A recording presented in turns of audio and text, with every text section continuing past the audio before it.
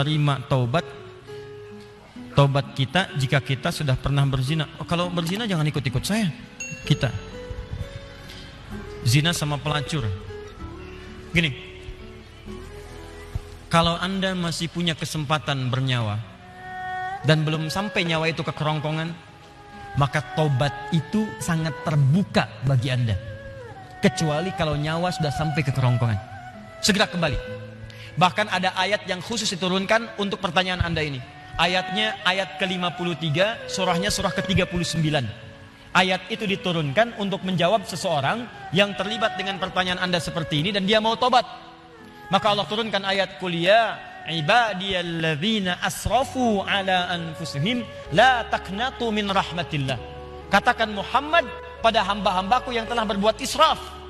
Di antara israfnya mengerjakan perbuatan dosa besar. Dosa besar di antaranya zina. Ketika dikerjakan seperti itu dia mau tobat. Kata Allah, ayo tobat, jangan putus asa dari rahmat Allah Subhanahu wa taala. Kenapa ada kalimat jangan putus asa? Karena orang kalau berbuat dosa besar, setannya lebih mudah menjerumuskan dia. Karena akan dibuat kalimat-kalimat dalam dirinya seakan-akan mencegah dia untuk bertobat. Sudah, dosa kamu berbuat sudah begitu besar, gak ada kesempatan untuk bertobat lagi. Sudah, kamu sudah terlanjur basah, berenang sekalian, tinggalkan perbuatan yang ini. Kamu medannya di sini, kamu dunianya di sini. Kata Allah, itu semua tidak benar. Saya itu adalah Tuhan rahmat, bukan Tuhan ghadab. Rahmat saya melebihi ghadab yang ada dalam diri saya. Maka rahmat itu manfaatkan. Tobat. Ayo tobat.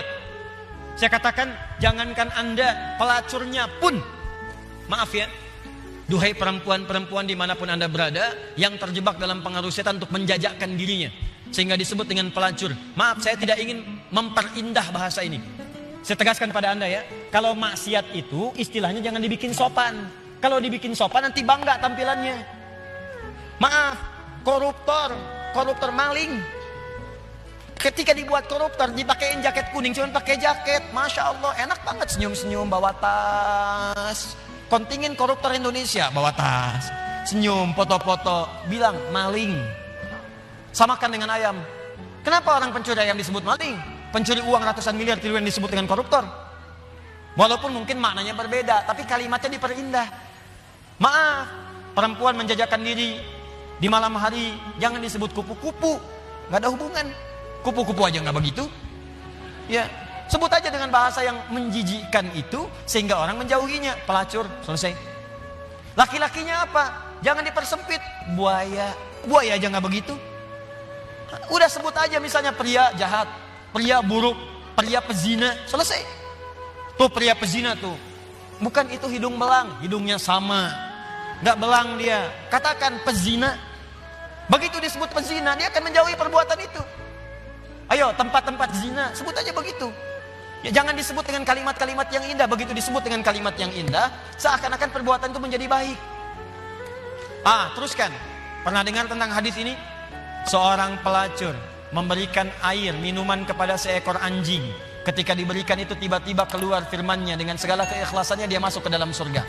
Pernah dengar hadis itu? Jangan salah baca. Kalau salah baca nanti, jadi pelacur aja bisa masuk surga. Cukup cari anjing aja, anjing kasih minum surga. Kalau seperti itu enak banget. Bukan, cara bacanya adalah ketika dia memberi minuman itu, dia sadar dengan dirinya.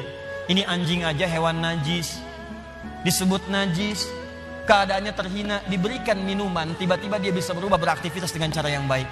Saya manusia, bukan hewan. Walaupun saya melakukan perbuatan hina, kenapa saya tidak berubah seperti anjing ini punya energi?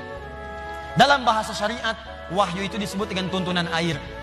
Allah menurunkan air dari langit, membuat tanaman yang kering, tanah yang kering menjadi gembur kembali. Allah menurunkan wahyu-wahyu dari langit, ajaran-ajaran, membuat hati yang kering menjadi subur kembali untuk melakukan perbuatan-perbuatan baik. Sadar dia dengan perbuatan itu, bertobat dirinya. Taubat itu yang menggugurkan dosanya, berubah jadi beramal soleh. Amal solehnya yang menjadikan dia terjamin surga di sisi Allah Subhanahu wa taala. Pelacur, tobat, masuk surga. Pembunuh 100 orang, tobat, masuk surga. Maka saya ajak orang yang pernah berbuat perbuatan semacam ini, ayo tobat. Ada kesempatan. Dan jangan ditampakkan. Maksiat yang tampak hanya mengundang bencana. Ini sekarang ini sudah banyak nih. Saya perhatikan orang bangga berbuat maksiat. Awas, hati-hati. Homoseksual, lesbian, LGBT, macam-macam sudah bangga bikin kontes, bikin macam-macam, ngundang musibah tuh. Ngundang musibah. Dan kita doakan, kita ajak mereka dakwahi dengan lembut supaya meninggalkan perbuatan-perbuatannya.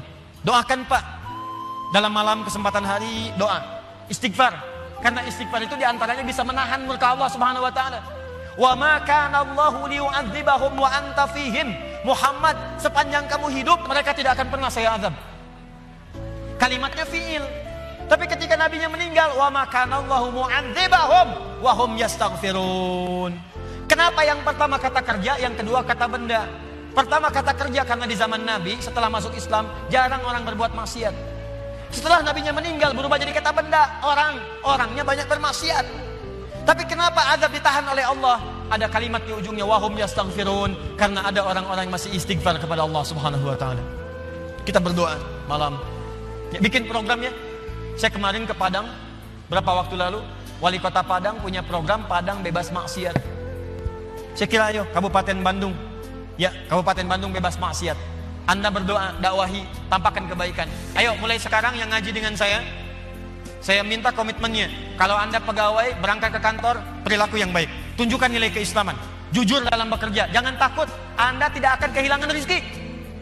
Anda nggak korupsi pun rezekinya segitu. Anda korupsi rezekinya nggak nambah segitu juga. Jadi kalau Anda bisa dapatkan yang halal, kenapa mencari dengan yang haram? Nggak usah, yang baik-baik aja, rezeki Anda sudah terjamin. Demi Allah saya katakan, kelihatannya banyak, cuman segitu juga.